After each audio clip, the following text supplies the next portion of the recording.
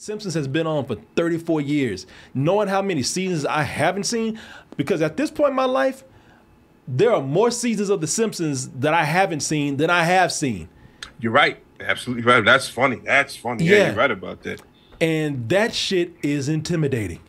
You know, to know that if I ever want to get caught up on The Simpsons, the work that I have ahead of me, it's just, I just get tired thinking about it. I can't do it.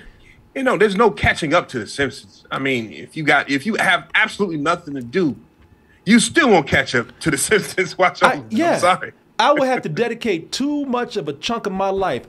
I probably have less time in my life left than I would to be able to watch the rest of The Simpsons. You know, The Simpsons has finally outlived me, kind of. Yeah. You know, But man, every time I hear that theme, every time I watch that intro, I get chills, man, when I watch The Simpsons. The Simpsons. With that noise, but man, I get goosebumps every time I hear the Simpsons theme. There's nothing against the Simpsons. I'm actually very proud of the Simpsons for being able to be on TV that long. See, the thing with the Simpsons that you got to understand is that the Simpsons came on at a time when adult animation was still kind of a novelty. It was still something kind of special. And I remember when The Simpsons came on, I was thinking like, damn, you know, animation on primetime TV, people still aren't ready for that. So I don't know how long this is going to last. 34 years later, it's still here, man.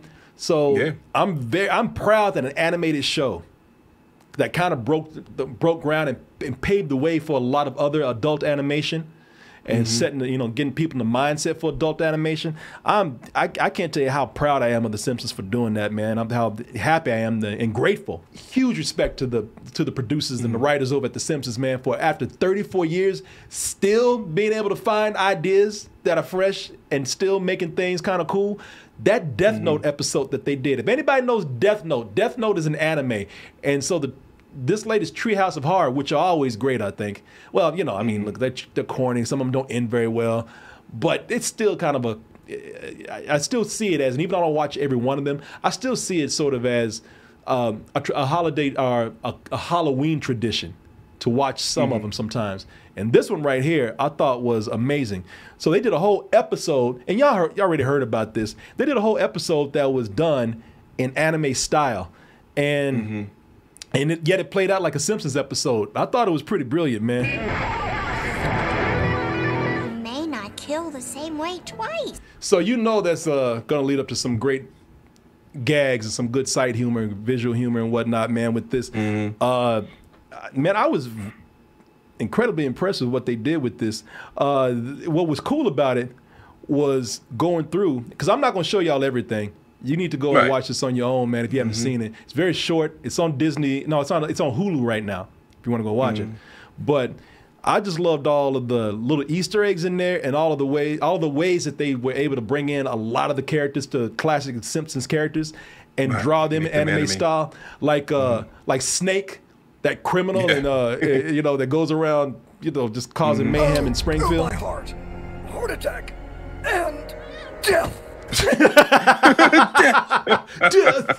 Yeah, man. This was a really good episode, man. Then what they did was, see, this is one of the benefits of being one of the most successful shows on primetime television is you're successful because you're making money. And they made, The Simpsons is such a money maker. They got their own building. They got a whole floor of a building dedicated to the production of The Simpsons. I've been up there thanks to an animator. I think it was an animator that took me up there doing one of our shows. But for this, they commissioned a studio, and I think it's called Dr. Movie or DR Movie. I think it's Dr. Movie is a studio that did the animation. They do like a bunch of Batman and did a bunch of Batman episodes, and of course they got some originals and whatnot. They have a lot of things that they've done. Teen Titans, they did a great job with this, man. So what'd you think about it, man? No, I enjoyed it. I enjoyed it a lot. The fact that they were able to take this very dark anime, and try to keep it, similar to it, but try to put their edge or put their comedy towards it. So, we got this great juxtaposition of this seriously looking, cartoon, but then you hear, Lisa's voice coming out of it. So, it kind of brings you out of it and pulls you back to realize, okay, this is a Simpsons episode. It's not something that's really trying to scare you too much.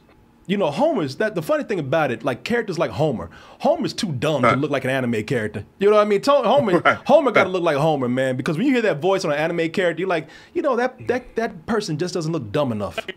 Right. Let me see here, because that's what they tried, though. They tried, and but like you say, it's the juxtaposition of seeing that. No one else can see or hear me.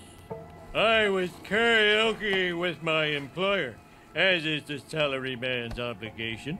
I was like, that looks like a smart man. He shouldn't be talking like that. Yeah, he looks like a smart man. Yeah. I will tell you, man, this is this season is dark, man. For the Treehouse of Horror. Did you see the Westworld episode that they had? Homer finds out that he's an android.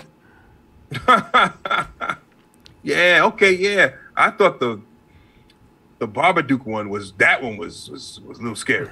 That one was crazy. Well, it was Marge trying to kill Maggie, man. Yeah, that was crazy. They went hard on that one. Yeah, it's a whole episode. It's a whole episode of Maggie just trying to, Maggie running from Marge. Marge trying to kill her baby, man. I'll make them sleep with the fishes. Shit out of here.